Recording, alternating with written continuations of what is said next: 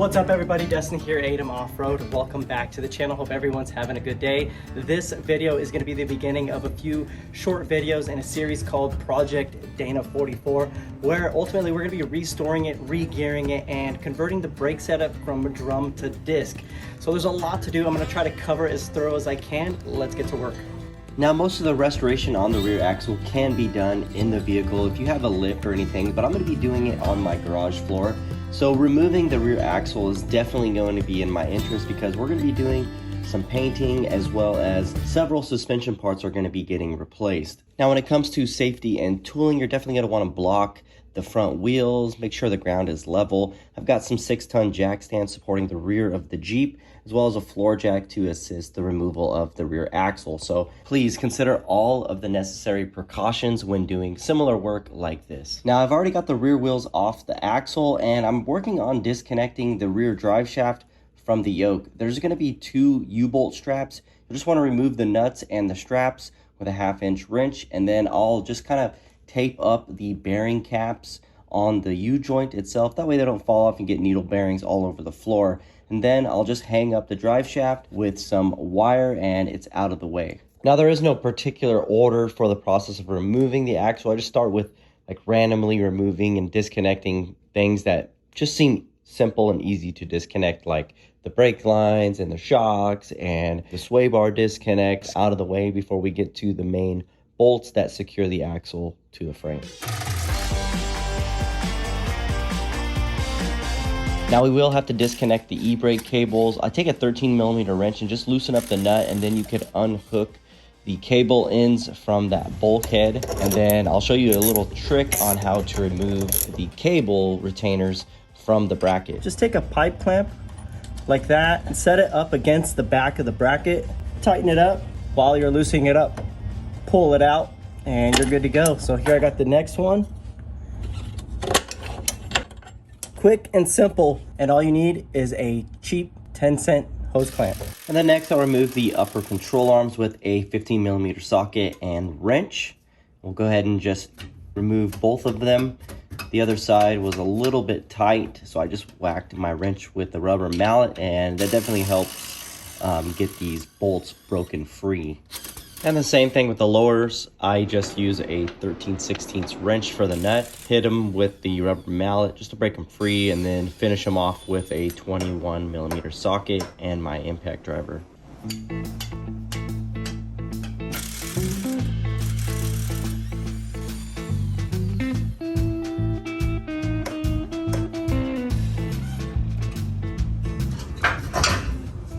And then we could lower the floor jack to remove both the coil springs.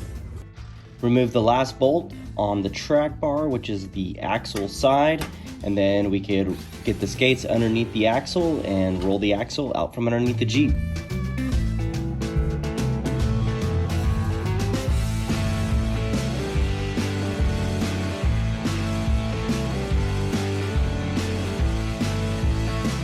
Now, there are a few things that I still need to remove from the frame side of the Jeep, which are the lower control arms and the track bar, which I will be replacing later on in the series, and then permanently deleting the sway bar and links. And now we can start disassembling the axle. On the back of this axle shaft here, there's a plate that secures the axle shaft to the axle tube. We're just gonna go ahead and use this hole to access all 4 of the nuts to remove that plate, and then we'll yank out this axle.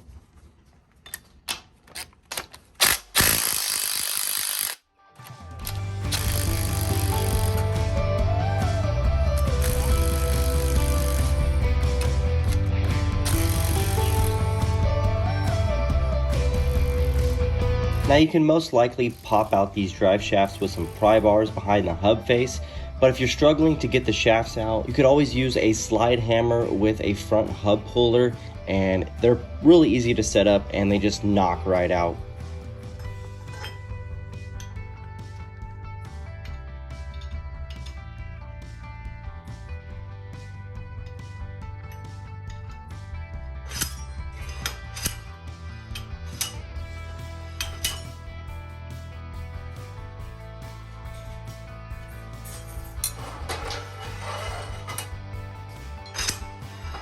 So now that the axle shafts have been removed, we'll go ahead and start removing the drum brake backing plates. And in order to do that, we'll have to remove the flare nuts on the back that attach the brake lines to the wheel cylinders. Now I do recommend investing in some flare nut wrenches. This is going to be a 3H flare nut wrench, and you're definitely going to want it so you don't strip out any of these brake line fittings, or you'll be replacing later on. So we'll just be removing all the brake lines and taking everything off of this axle.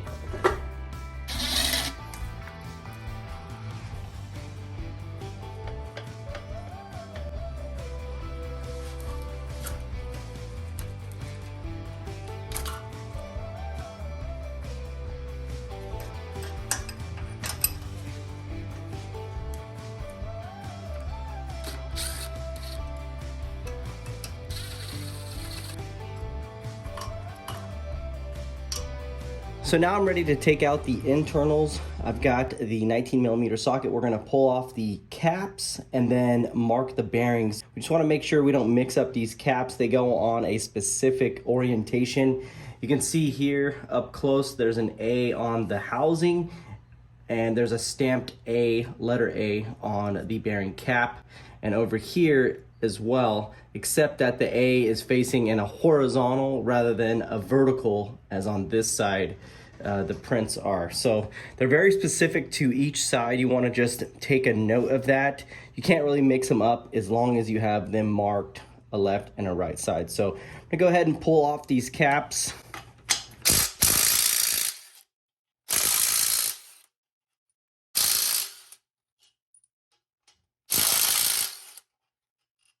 So if the bearing caps don't fall off, you can just take one of the bolts and peel it off. Not a big deal.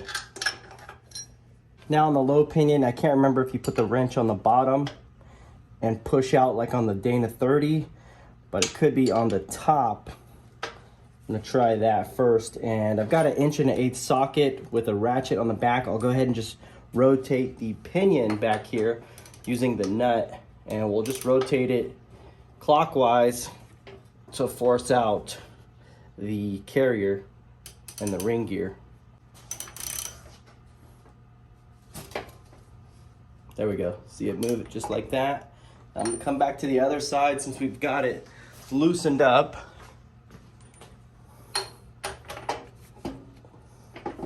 And there we go, it's spun freely. Go ahead and pull out the carrier and the locker. And out will also come your shim packs. Be very careful not to damage those. And I'm gonna take this over to my workbench across the way. So this piece here, I just bolted up onto the yoke. It's just loosely mounted. I've got some 5/16 bolts here, and we'll just snug them up, and then we'll add my breaker bar and loosen up this main nut here. I'm just gonna throw a strap over the axle to kind of hold it down. This way we can hold it secure. I still got it hung up on the cherry picker here, but I'm just gonna go ahead and break this nut loose, and then I'll finish it the rest of the way with the impact driver. So the nut's off, and we'll just go ahead and pull all this off as well, because it's not necessary. All right, pull the washer off. Little pullers that I have for these yokes, and I'm just gonna go ahead and set it up on here. Use the same hardware as I used on the other tool. Very simple. You could have probably just pulled it right off, but some of these, they're on there pretty good. So we'll go ahead and set this aside. I'll clean this up and reuse it. But now we're gonna take off the seal and then push out our pinion. So to pull off the seal, I've just got this cold chisel, strikeable on the top, and I'm basically just gonna damage it. I'm gonna get my chisel right on the edge of that lip and strike it. Look, the pinion gear has already fallen out. Let me go ahead and pull that out from the front real quick. So that was easy. Go ahead and pull this guy out, and we've got our shim pack here and bearing, which looks good. All this looks really good. So I'm gonna go set this on the workbench across the way, and we'll get back to removing that back seal. which would be the outer shaft seal for your pinion gear. I've got a seal puller right here. I'm gonna try that first before we go ahead and start. Nope. Well, it's actually working. See that? Just pulling it right off.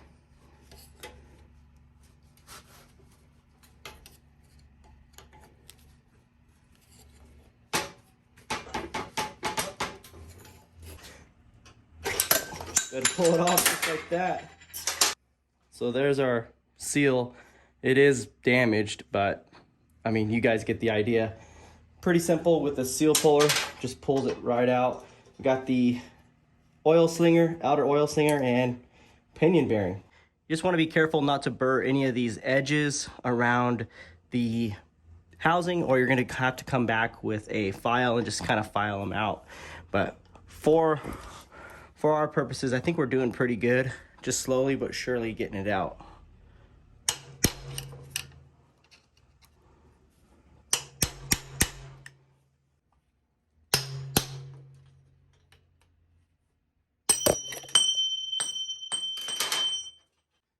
So of course you'll get the race and then all of your shims for pinion depth, which mine are all destroyed. You're gonna wanna save these because we're gonna measure those and try to get the sweet spot when we go to set up the new bearings and the gears.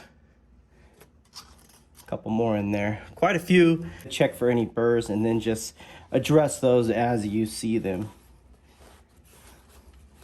But yeah, I think that's all the shim packs for pinion depth. We'll also add the slinger to that, but overall, we'll take this back to the bench and we'll use this bearing as a setup bearing with a few modifications. Now, sometimes this job calls for some creativity, so we'll just use this socket. It's a 1 3/4 inch, pretty decent size socket, but it actually fits on the back side of that bearing race perfectly without causing any harm or movement that could cause harm. And then I'm just gonna take this cold chisel, set it right in there and kind of jam it in there and feed it through and use that as my way to punch out and drive out that bearing race.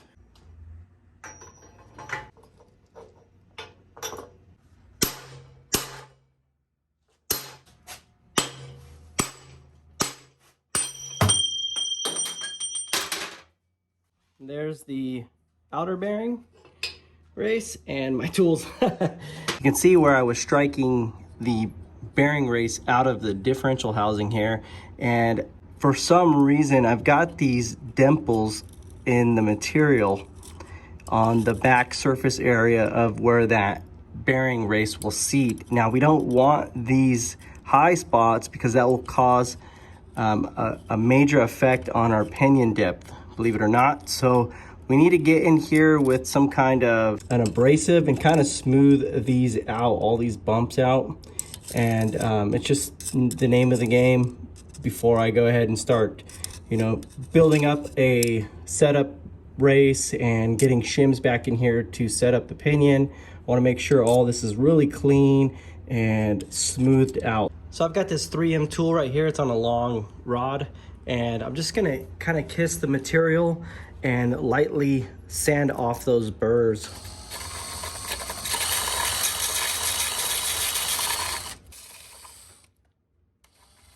So yeah, the tool worked out pretty good, just kind of lightly sanding those little burrs out, and I'm pretty happy with the outcome there. Next thing I gotta do is start scuffing up all of the outside material, clean this up really good, and we'll get it ready for paint.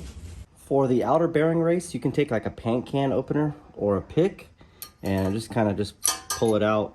It's super simple. It'll be a little loose. If it's really tight, you can get one of those slide hammers with the fitting on the end that kind of hooks the back. It's called a blind hole puller, and basically just pop it out. But this one is fairly loose. Not sure if that's going to be a big deal or not, but super simple. Just pop it out. And I won't be reusing this track bar mount. We're going to be replacing that as well. So I'm just going to buzz this off real quick, and we'll start talking about paint prep. This stuff is scuffing pad. It's 360. It's great for cleaning as well as scuffing up any type of metal surfaces that you're getting prepared to paint. So I'm gonna be using this Purple Power degreaser in lieu with this. That way we can just get it all scrubbed down, the exterior surfaces, clean really good, all the dirt, grime, and oil off of it. Let's get to scuffing.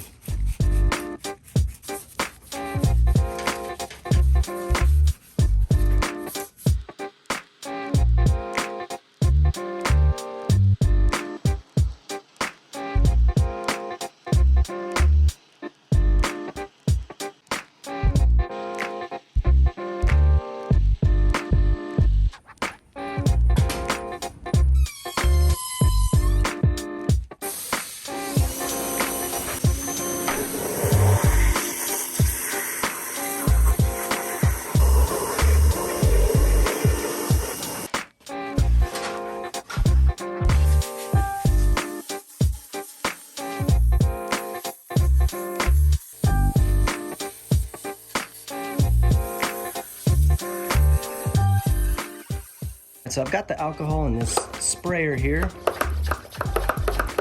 Give it a couple pumps and just spray all the alcohol over it.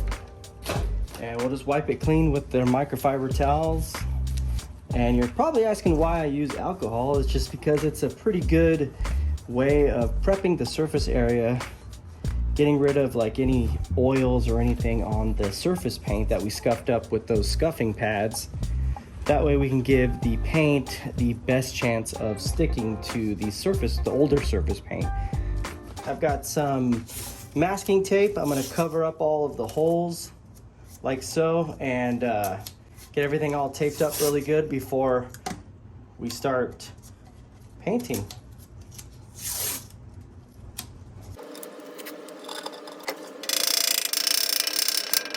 So if you walk your hammer all the way around, make sure the tape is on good, you can kind of peel it off and shape the tape to whatever you're trying to cover or wherever you don't want paint. So it comes out pretty good. So I like that, and I'll do the ends and then we're good.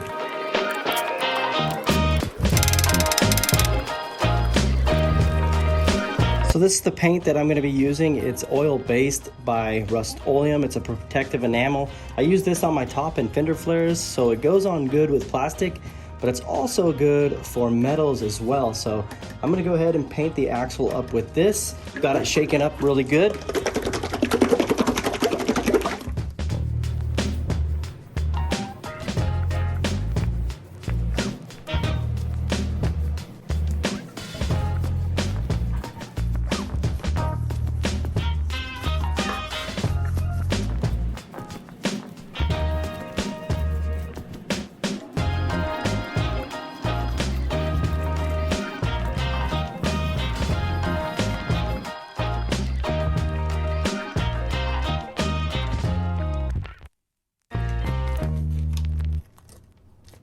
All right, everybody, that's gonna wrap it up for this video. I thought it went pretty well as far as the removal of the axle and then basically stripping it all down. I'm pretty happy with the outcome on the paint. It looks super clean and I'm ready to get some new gears in this. So that's gonna be in the next video, setting up the gears, getting everything finished, installed as far as bearings and everything here on the differential. And then on the next video, we'll work on the axle shafts, getting those installed, just slowly building it up until it's done.